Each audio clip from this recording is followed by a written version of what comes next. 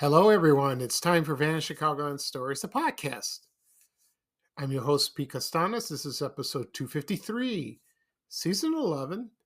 Today's date is September 10th, 2023, and welcome to the show. On today's program, I'm going to talk about Restaurateur Mel Markon. He just passed away in June, which I just found that out about a few days ago, which I was shocked. So I'll talk about him and his restaurants, which he owned in the Chicagoland area. Also, I'll talk about something that I had when I was growing up, and these were they were these trading cards that were inside Wonder Bread in the 1970s. So I had some good memories of that, and I'll discuss that as well. Right now, the program will go into a commercial break. And this program is brought to you by Wrigley's Double Mint Gum. That's still around. So, and this commercial is from the 1980s, probably 85, 86, something like that. So sit back and relax, and I'll be back with the show. Thank you, everyone. Double skating, double decker, double stepping like in vaudeville days. A double daring duo. Take your breath away.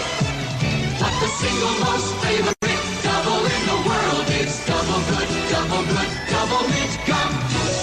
Double image, double duty. Double talking can be double fun. What the single most favorite double in the world is. Double good, double mint gum. Double your pleasure with Double Mint Gum. Double good, double fresh, double delicious. It's the single most favorite double in the world. Double over, double under, riding double, playing double. But the single most favorite double in the world is double good, double mint gum. It's the single most favorite double. Okay, everyone, I am back. I hope you enjoyed the commercial for Wrigley's Double Mint Gum. Oh, that jingle. It's the single most flavored double mint gum. I think that's how it went. I forgot. But it's quite enjoyable. I remember watching this commercial in the 80s. They had it on TV all the time. And the product's still around. It was introduced in 1914 by the Wrigley Company in Chicago. Yeah, and they had a campaign featuring identical twins. Yeah, that was very well known, and I think they had more twins. Like mostly women. They portrayed that, and that was shown on TV, on probably radio too. I imagine like that. And so when you think about double mint gum, excuse me, you think of the double mint twins, yeah, like that. For me, I like double mint, but my favorite is spearmint. I like that gum and juicy fruit. So. I'm not much of a gum chewer now. I used to chew gum all the time, especially bubble gum. Maybe someday I'll talk about that on a later podcast episode of all the gums that I've chewed when I was a kid. That's an interesting topic. Maybe next episode, we'll see. How do you like that? I thought of an idea already. Okay. At the beginning of the program, I mentioned I'm going to talk about Mel Markon. He was a restaurant owner, and he owned a few restaurants in the Chicagoland area. And also talk about the trading cards that were inserted in Wonder Bread in the 1970s, and that's a lot of fun. And I found out there were other. I'll discuss which ones there were in there. Quite a few. Before I get started, I want to mention two things. Number one, today is the 30th anniversary of the TV program The X-Files. Premiered on Fox Network September 10th, 1993. That starred David Duchovny and Gillian Anderson, which she's from Chicago. She wasn't born. I think she was born in Chicago. Yeah, and then she moved to London. Then she came back to Grand Rapids. But I think she has roots here. But then I think she lives in London now.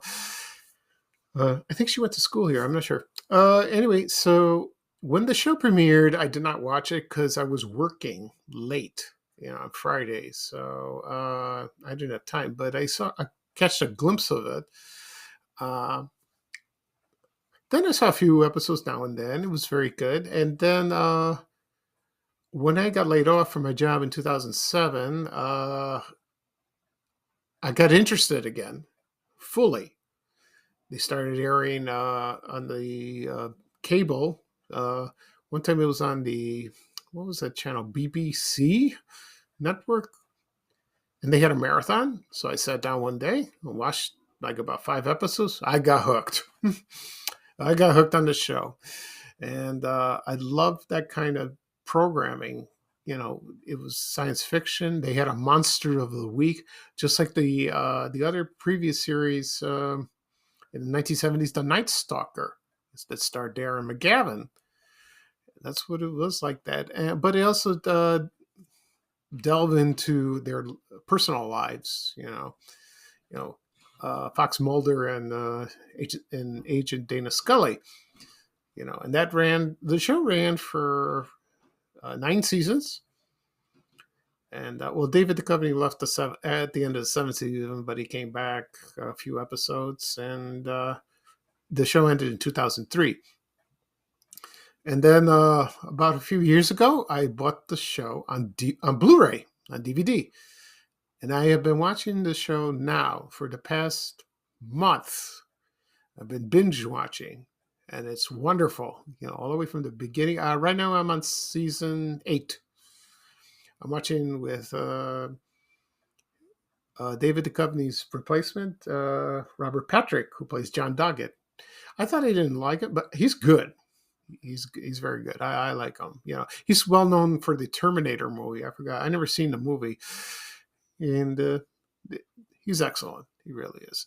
And they just had a convention, I think somewhere in Philadelphia, somewhere this weekend, and most of the cast members were there. I don't know if the main cast, like David Duchovny or Gillian Anderson, were there. I don't think they were. But I've seen pictures and quotes on X, Twitter. And it was a huge crowd, and people, they're X-File fans like that. So that's cool, like that. The show is creepy, sometimes scary, sometimes gross. But, once I'm done at the last episode, I'll rewatch it again. Get the feel of it. That's what I do when I binge watch. It's fun. So happy 30th anniversary to the X-Files. The truth is out there. Or so the truth is there. The second thing I want to mention is, of course, it's football. And today, it's the start of the season. What's special about this? It's the Chicago Bears versus the Green Bay Packers. Oh, boy.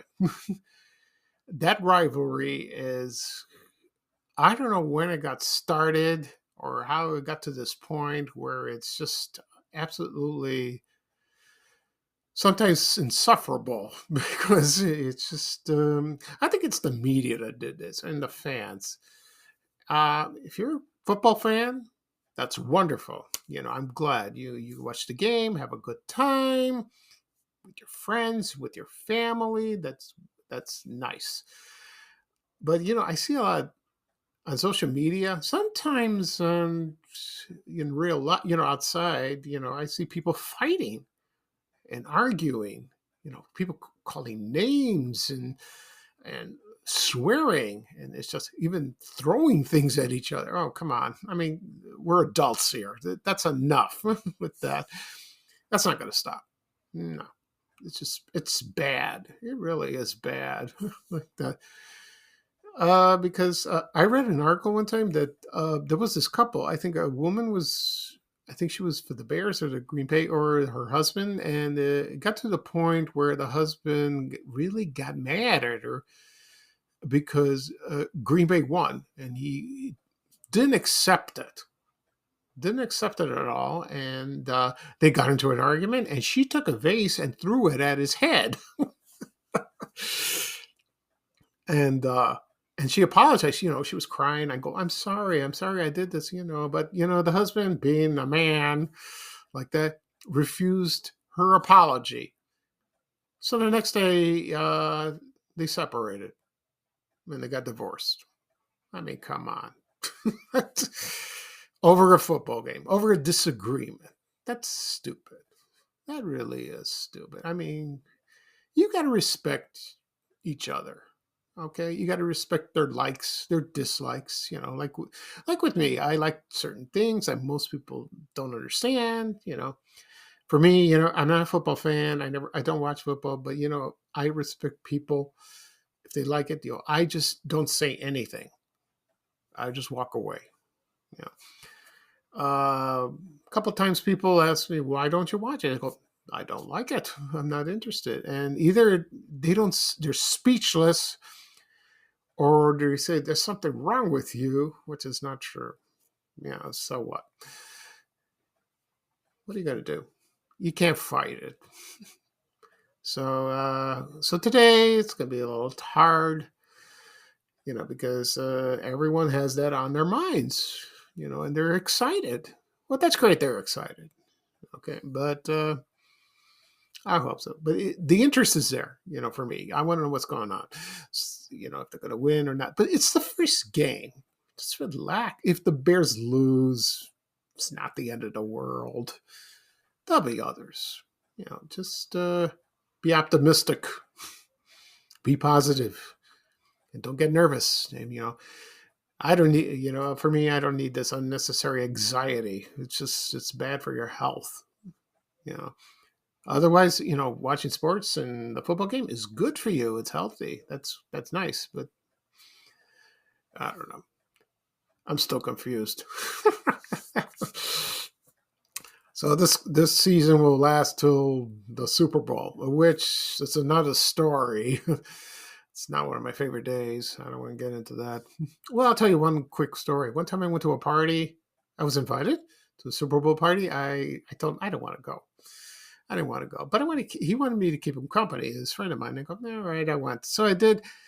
There were about 30 people in a house, and nobody paid attention to me. And they're watching the game, which I understand. But it got so bad, I was alone. So I did. I left, and nobody noticed me for about an hour and a half until halftime came, and one person said, "Where's Pete?" And they looked around. He's gone. He's gone. So somebody called me on my cell phone and goes, "Where are you? Where'd you go?" I went home. I couldn't take it. Nobody cared. That's all right. It's fine with that. All right. Enough talking about this. So let's get started on the program. I'm going to talk about Mel Markon. He was a restaurateur in the Chicago area. He opened a few famous places. Let me give you a history about him quickly. Okay. Let's see. There was a delicatessen called the Purity Delicatessen that was located in Albany Park. It was a neighborhood in the northwest side of Chicago. And there was two locations. One was at Lawrence Avenue on the north side, and one was at Van Buren and Halsted Street at Greektown. One of the co-owners of that was the father of Mel Markon. He owned that delicatessen. And let's see. So, and then Mel's father uh, and his former partner in the Purity Delicatessen, his name was Harry Eppel, they opened a deli, a delicatessen in the South Shore neighborhood on 71st Street. I don't know where exactly, probably around Jeffrey. And then they opened another. Oh, I'm sorry. Then Mel Markon's father opened another restaurant. It was called the Seaway. It was on 87th Street near Stony Island on the south side.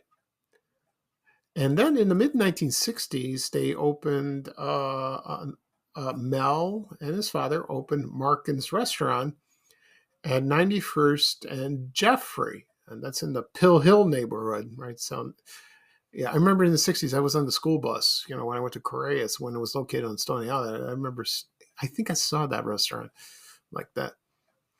And eventually that was changed to Rib Hill Restaurant. And I have a menu of that on my computer. I have it on my files. And a lot of people remembered that place. And they said the food was excellent. It really was. And then the first restaurant that Mel Markon opened was Lincoln Park West. Let me give you the address real quickly. That was located at 2150 North Lincoln Park West. I think that was a Webster Hotel, I believe. I'm not sure. So that he opened that at about 1973 or late 1973 or 1974. That's when he opened over there. And then in how would I say this? Then the second restaurant he opened on July 21st, 1976 was Xanadu. That was located at 6259 North Broadway. That was, I think, in the Edgewater neighborhood, not Rogers Park. And that was a restaurant. And then it became a disco. A lot of people remember that. That was disco back then. It was big like that. A lot of people remember the glasses, what's that called? Here we are. The Zana banana glasses. And it was like a glass shaped like a banana, You can still find those on eBay. If you have good luck with that. Those are rare. I wish I'd get a glass like that. That would be kind of cool. From what I understand from people, the food was excellent in those places, because Mel Markon was an excellent chef, Of course, he hired people like that. And let's see, what else? So they would lasted for a while. Mel Markon's first restaurant, the one that was on Lincoln Park West, it closed in 1987. He had another one located in Homewood on the south suburbs. I think it was on Halsted, like 173rd, something like that. I don't know when that opened or closed. I have no idea. Probably during the 70s, which is nice. The Xanadu closed, I don't know, maybe in the early 80s or somewhat like that. And then he just opened another restaurant in 1990, and it was called Dixie Q, and that was located on the north side at 2000 West Fullerton Avenue. I think that's like a Damon and what was that, Clybourne meet? I think it's that. And it was like a Memphis style barbecue restaurant. It had a wonderful menu.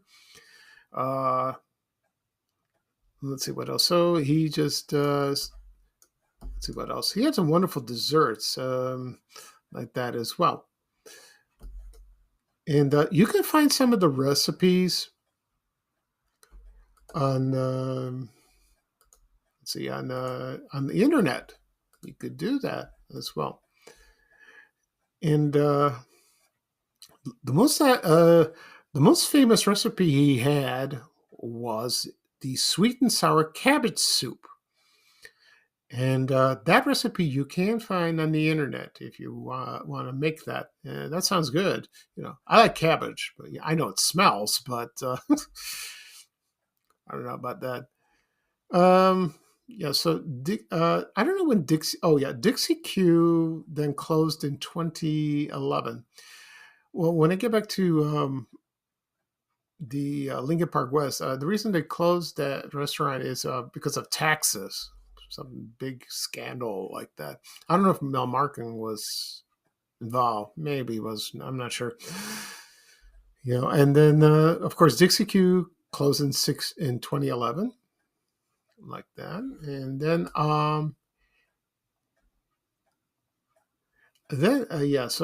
he opened another restaurant, and this was called Bia for Mia.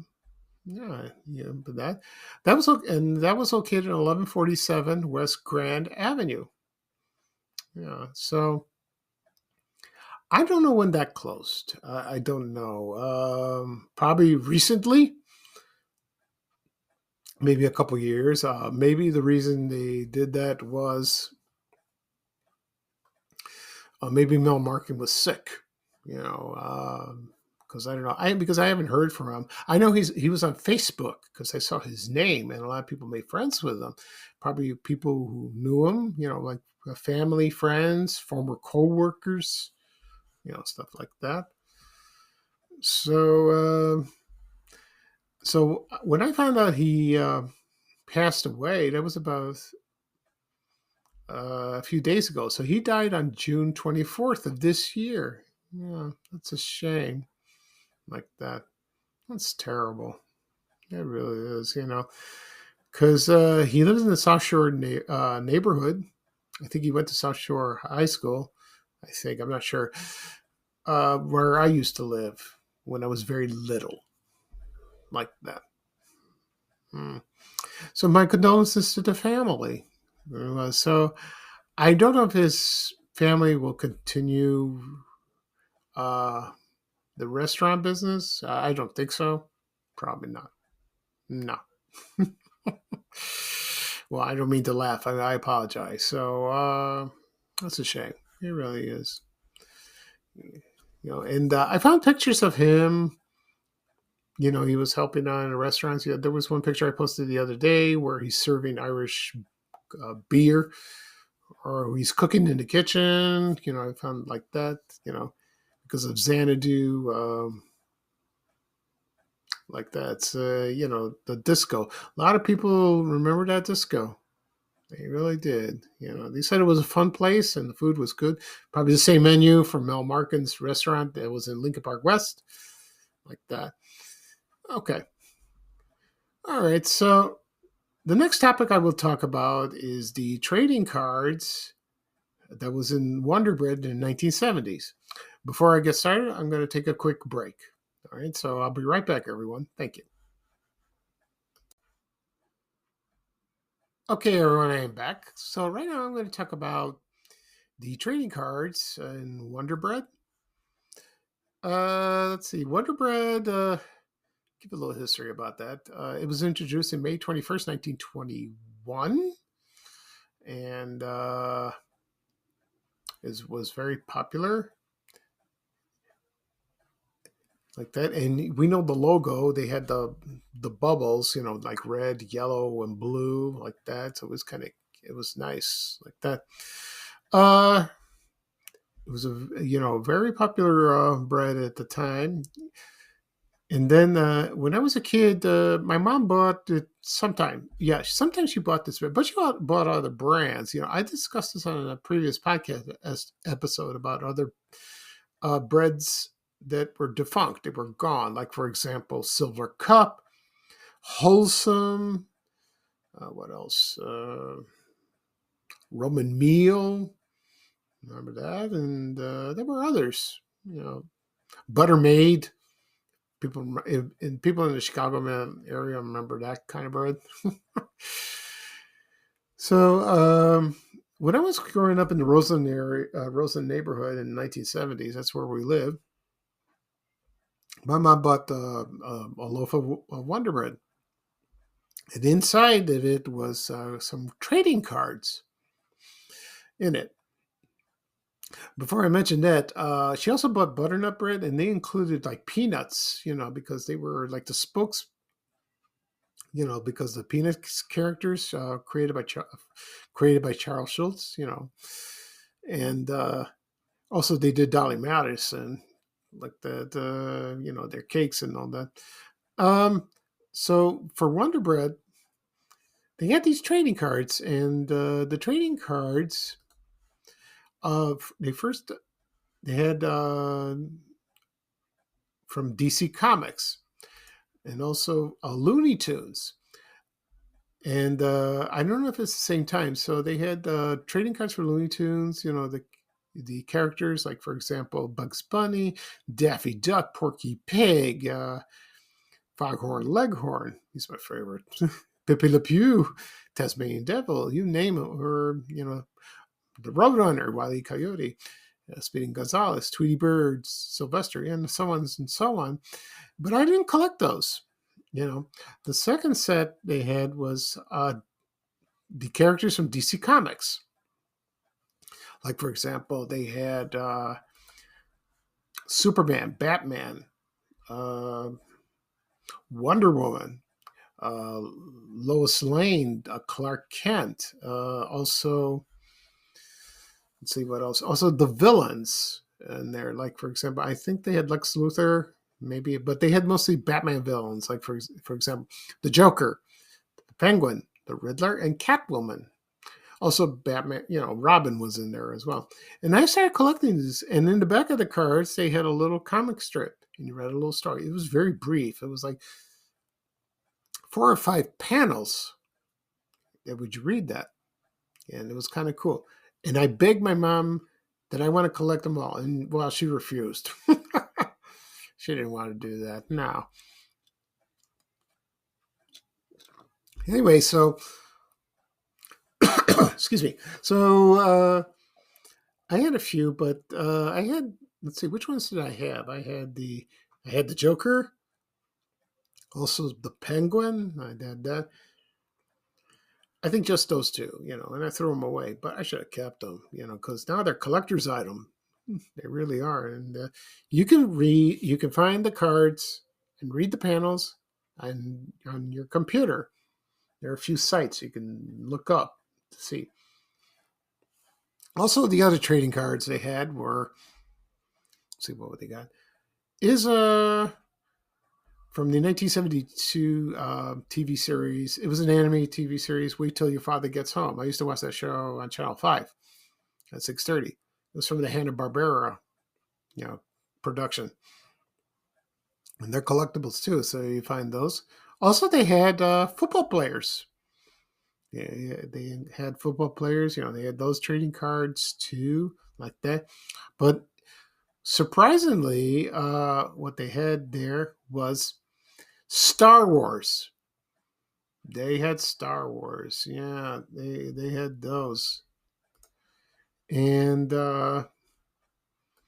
before they had Star Wars, they had like crazy cars, like automobiles like that, which was nice. But they had Star Wars. So when the movie came out in 1977, they had the cards in there, which I did not know. I did not know at all. No, which was so they're probably expensive. Excuse me. So I just haven't found that out. Also, a year later after that, they had cards for the 1978 movie Close Encounters of the Third Kind. They had that. I saw that movie at the Orland Park Theater, which is not torn down. I went with a few people, and that was a cool movie, seeing it on a big screen like that. Oh, that was nice. Also, they had baseball cards in there too, and as time went on, like that. But you can find these cards, like say, for eBay, like that, or and you could buy them multiple or like single, like whatever's missing in your collection, you can buy those. as well. So that was a great memory of that. And then as for Wonder Bread, they went out of business. They filed for bankruptcy in 2012, and they were like with Hostess. And I remember the news; it was like a big deal. So other companies bought it. The Hostess brand still around. Wonder Bread sort of came back, but I have not seen it. I don't know. I haven't seen it in stores. Not really. I haven't paid attention. My mother buys other types of breads, but I got a close eye. Maybe I'll pay attention when go to the bread section and see if Wonder Bread is still there. Also, remember the outlet stores, Wonder Bread and Hostess snack cakes and all that. Maybe I'll talk about that on a future podcast episode. The outlet stores, which was fun because I remember that smell of all the baked goods and all that. Yeah, that's kind of cool. Yeah, there was one near my house. I used to go all the time like that. All right, so before I sign off, I'm going to play a commercial for Wonder Bread. This is from 1974. And this is the famous commercial where it was two loaves of breads. It's animated, and they're talking, and they're called the Fresh Guys. I remember this commercial very well, and it's kind of cartoonish. So here is the Wonder Bread commercial from 1974, the Fresh Guys. So sit back and relax, and I'll be right back to finish the show. Thank you, everyone. Look who's here. The food editor. Wait till she hears our big news. Now we're guaranteed. It's a money-back guarantee. If you're not completely satisfied with the freshness of Wonder Bread, we'll refund your money. Now that is news. She didn't even squeeze him to see if he's fresh. Oh, that's smart. I spoke too soon. One squeeze still proves we're the Fresh Guys. Whoops. And now the Fresh Guys have a money-back guarantee. Whoopee!